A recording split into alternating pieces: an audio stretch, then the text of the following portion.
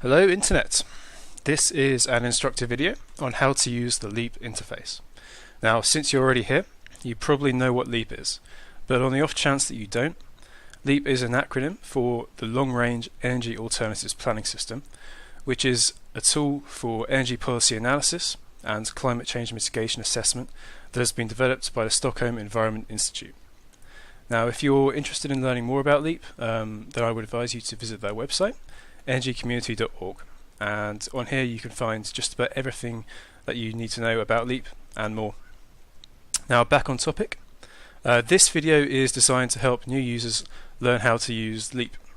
If this is you, then the first thing that I would recommend you do is go to the LEAP website and download the latest version of LEAP, and then to go to LEAP and training manuals and download the general purpose training manuals for LEAP, which are available in several languages.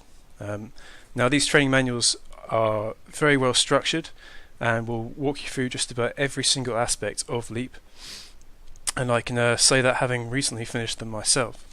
However, I did have a few issues with working out LEAP's interface whilst I was working through the training manuals, and this is mostly due to the fact that they're limited to text and images. So as a result of that, I decided to create this video, and hopefully it should work as a complementary addition to the script and allow new users to speed up the process of learning LEAP.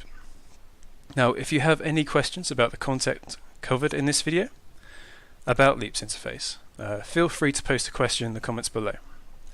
For anything else, please head over to the LEAP forums. They can be accessed by going to the LEAP website, going to discussions, and clicking on LEAP. This will bring you through to the LEAP forums. Now, once you're here, once you've created an account, you can post any question you like, and the forums are very well maintained, so you will most likely get a response very quickly. A link will be posted in the description to the website.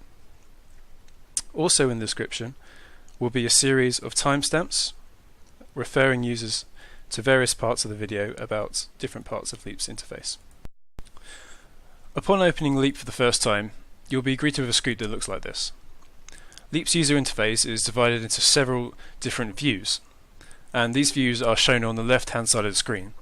As you can see, there are several of them, and as you go through the LEAP training manuals, you will find that you spend most of your time on either the analysis view or the results view. This is also likely to be the case for any future endeavours you have with LEAP.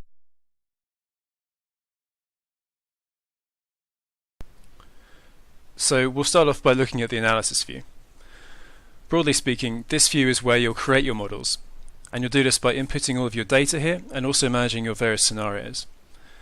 When you open LEAP for the first time, you'll notice that it comes preloaded with an example model, Fredonia. The ultimate goal of exercises 1 through 4 of the LEAP training manual will be to recreate this data by re-inputting it. Now, the way that you'll do this will be through the data structure section here. The model name will always be at the top of this list, and the first level options such as key assumptions, effects, demand, and so on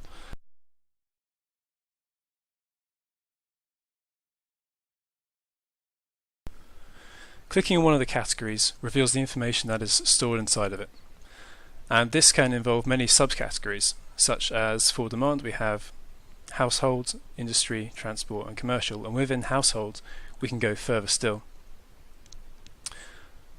Now, editing these is very simple. Simply right-clicking on an entry will bring up a sub-menu, and you can add entries by clicking on the Add button, or delete them by clicking on the Delete button. Various other options are also available, such as Properties, which allows you to make edits to the current entry. Now, the options that will be available to you when clicking on Add depend on the contents of the folder.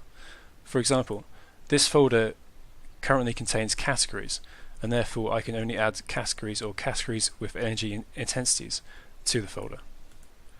However, for folders such as this one here, it contains technology items. Therefore, if I click on Add, I can add only technologies with energy intensities. When an entry is selected in the data structure section, the corresponding information is displayed on the right hand side of the screen. The upper section of this is the data editing section. Entries shown here can be edited simply by clicking on them and changing the number. This includes both scales and units.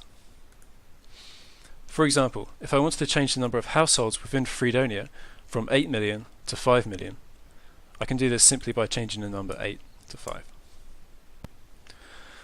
Above this, you will notice variously named tabs. Entries in the data structure typically contain multiple pieces of information, and the tabs allow users to switch between them. Now, the tabs displayed depend on the entry that you have selected. For example, for urban households, I have only activity level and demand cost to look at. If I go to a different variable, such as transformation, and look at electricity generation processes, we can see that there is a vast variety of tabs showing. Above the tabs, you will notice that there are a series of drop-down menus. These allow users to further refine the entry that they wish to select. Now, the branch drop-down menu effectively emulates choosing data within the data structure section. Similarly, the variable drop-down menu effectively emulates choosing a tab. However, the scenario drop-down menu is unique, and it allows users to select exactly which scenario they wish to view data for, and this is very useful. At this point, I'd like to make an important note about the nature of scenarios in Leap. Now, the first and default scenario that you'll find is the current account scenario, and this is unique from the rest. The current account scenario provides a snapshot of the initial state of your model.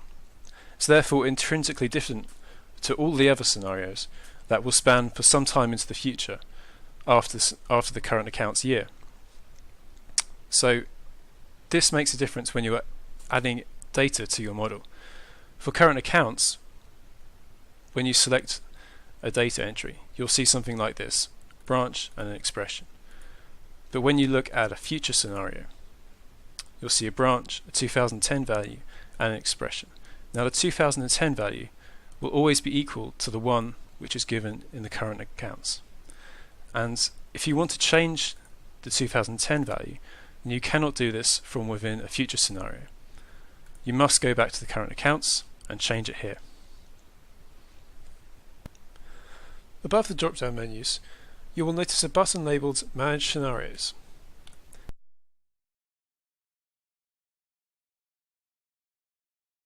Within the default Fredonia dataset, there are a total of 7 scenarios. To the left-hand side of the name of the scenarios, you'll notice there is a checkbox. Whether this checkbox is ticked or not defines whether the scenario will be calculated when the model is run. For a more detailed explanation about how to manage your scenarios in Leap, please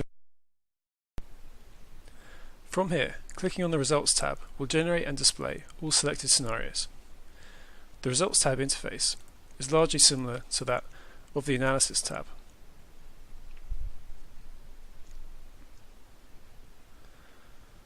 Users can navigate between different results by clicking on the appropriate sections in the data structure.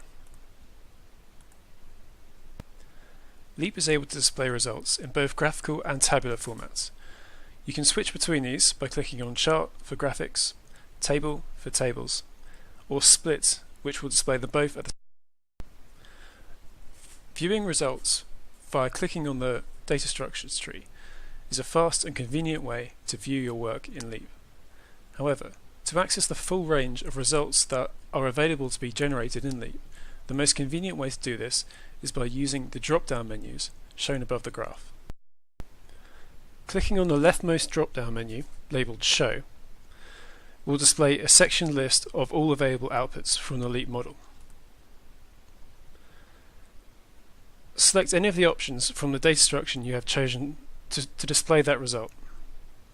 For example, if I wanted to view the installed capacity of electrical generation values in a scenario, I would first click on Electricity Generation, then go to Show, Transformation, Capacity. The Levels option allows me to select how high up the data structure I wish to view. In this case, if I set it to 0, I see little resolution throughout my results, while setting it to 1 or above allows me to view them all. Pressing the More button displays 3 further drop-down menus, allowing users to select additional control over how results are displayed.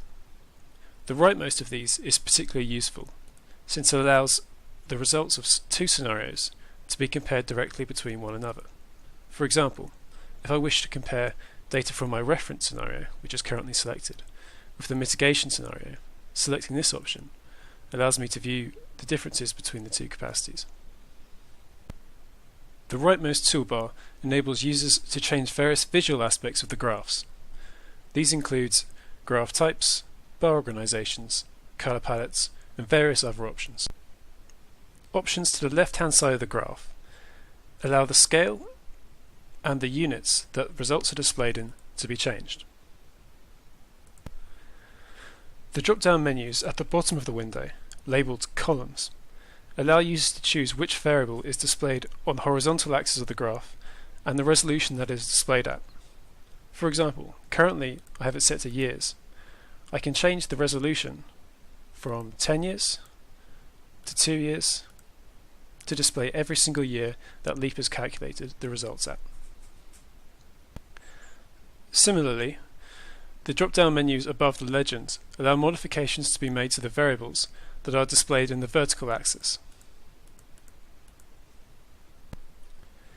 A variety of commonly used graph settings are preloaded into Leap's Favorite menu. These enable users to quickly access results from the model runs in a clear and consistent format. You can create your own favorited graphs by clicking on the Save Change. The diagram view displays the reference energy system for the current model. Double-clicking on an entry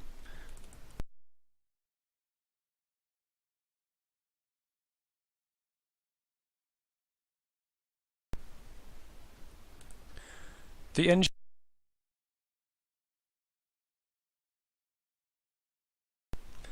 you can use the drop-down menus at the top of the window to refine which results are displayed. The scroll bar at the bottom of the screen allows you to select the year. The Overviews tab simultaneously displays a variety of favorited graphs. Users can add or delete graphs through the buttons at the top left of the window.